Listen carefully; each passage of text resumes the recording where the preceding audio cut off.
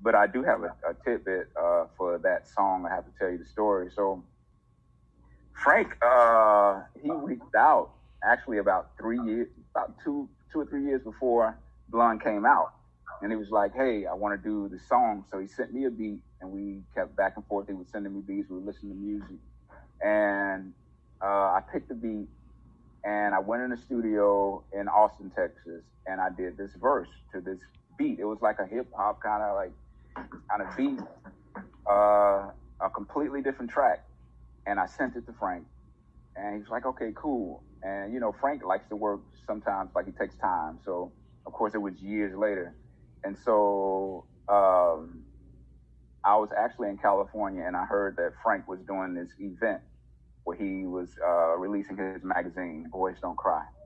And so me and my girl went down to the magazine stand to just support it. You know, we went down to pick up the magazine, and the album Blonde was actually in the magazine. So we were riding home, and we put the Blonde CD in. And so we were listening, it's like, oh, it's jamming. And then my voice comes on. It's just out of nowhere. Like, he didn't tell us that it was coming out. He didn't tell me. I've never heard it until it was on the album. So, and actually it was completely different from what I laid it down to this whole beat. And he took my verse from that beat and then had it. It was the genius of Frank. He put it on piano alone, no beat, just me and the piano.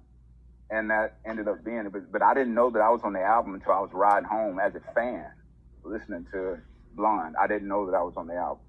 And then it was surprising that he just left my verse alone as it is, you know, on the album. But and then come to find out later on, I didn't know James Blake at that time. And so me and James Blake in the studio one day, and he was like, you know, that was me playing piano under your verse. And I was like, what? And so, yeah. So.